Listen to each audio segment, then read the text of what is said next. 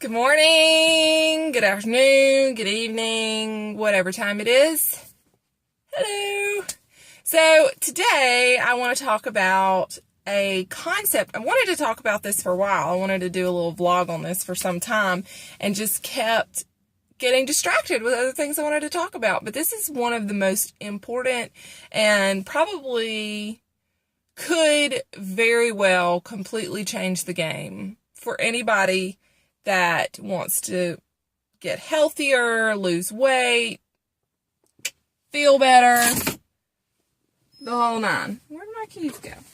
Oh, don't you hate it when they fall in the console? Got them. Got them. Got them. It's the concept of clean eating. Probably have all heard of it. If you haven't heard of it, I don't know how, but it's gained a lot of momentum. And I want to break down some myths to everybody because I think a lot of people get overwhelmed, don't understand what it is, can't quite, it's too much information. So I want to give you guys some tips. Overall, this is just basically the way that our grandparents ate and their parents before them and so on and so forth. This is the way that people used to eat. It's actual food. You know what I'm saying? This was back when they did a lot of cooking. We just don't do a lot of cooking these days. I mean, I really had to retrain myself because I grew up in a house with a mom and dad that both worked. And I mean, my dad cooked a lot, but it wasn't necessarily, it just wasn't this event. It wasn't every night cooking this big meal. I don't have any recollection of that. I'm sorry, Mom, if I'm wrong, Mom and Dad. Sorry, that's just my recollection. But anyway, I don't even know if my parents watch my channel. Whatever. Anyway, you're here. Back to the subject at hand. This is how people used to eat back in the day. Our food system is pretty messed up. We put a lot of stuff in our food that shouldn't be there in the first place.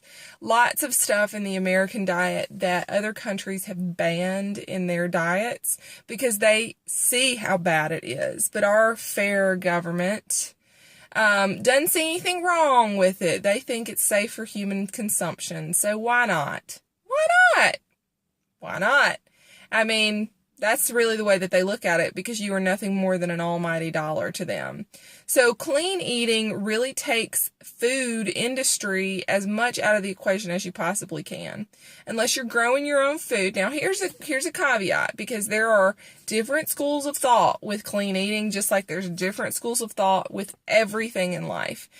This is kind of, I focus on kind of a balanced, easy to adapt, make possible lifestyle. I have 3 kids. I work 3 jobs. 2 of them are full-time. All of them require a lot of time. So before we get into this, I just want let's just be clear. Kelly don't got a lot of time. Okay, I'm getting up at 4 o'clock in the morning to go get my gym time in because I just don't have a lot of time. So before you hit me with, I have no time, keep that in mind who you're talking to, okay? All right? People tell me, I'm busy, I have no time to work out. And then I hear them talking about the television show that they watched on TV the night before. Stings a little bit, doesn't it? But it's true. It's true. You have to look at your life and figure out how to plug in the things that you desire to do because you're the only one that can do them. So anyway, back to the subject of clean eating. Clean eating at its most basic level, if you could go to the grocery store and step back. Take a look at the ingredient level, okay? So let's take yogurt, for example. Yogurt. If you buy flavored yogurt that has some fixins in it, if you flip it over and you look on the back, there's going to be a lot of ingredients unless you go with a more natural brand. By the way, companies that market themselves as having only natural ingredients, you need to do your own research and you're going to have to dig because they bury that stuff a lot of the time. These words that you don't know what they mean, sometimes they're harmless, but sometimes those are completely chemical components made in a lab. So if you could go to the grocery store And say, for example, it's strawberry yogurt. And you could buy strawberries and you could buy plain yogurt. That's clean. Pretty much. If in the yogurt, the only thing you see there is whatever, lactobacillus, whatever. I don't know. If the only thing in that ingredient level is actual yogurt, and you can actually make yogurt at your house, by the way. It's very easy and it's delicious. But if you could take those ingredients, go to the grocery store and pretty much easily buy all the things to make that, you're looking at a relatively clean thing. Now, this doesn't mean like a recipe where I go and I get canned cream of mushroom soup and put that in with the chicken and the crescent rolls. That's not clean eating. Clean eating is, do you recognize these ingredients? Are these ingredients real food? And you have to do your homework. Some products make it really easy for you. The regulations, I do have to give one to our government, the regulations that they have put on the FDA and the USDA as far as labeling is concerned, we're making strides, but we still have so much work to do. But anyway, if you can recognize the ingredients, if you go to it's called the kitchen test, if you could pretty much easily put those things together to make that thing, the homemade bread type concept, it's going to be fairly clean. You can get way twisted and way complicated with it. Like I said, there's a lot of schools of thought. There's people who are really extreme. But that's the easiest application I have found. Now, obviously, there's going to be some exceptions. Things like artificial sweeteners, those are not clean. They're not normal. They're not naturally occurring in nature. The concept of processing, like how much it was processed, the jury's kind of out on that, because there are some foods that have to be processed so that they are safe for consumption. Things like milk. Now that you can drink raw milk, but raw milk, it's illegal to sell that until it's been pasteurized.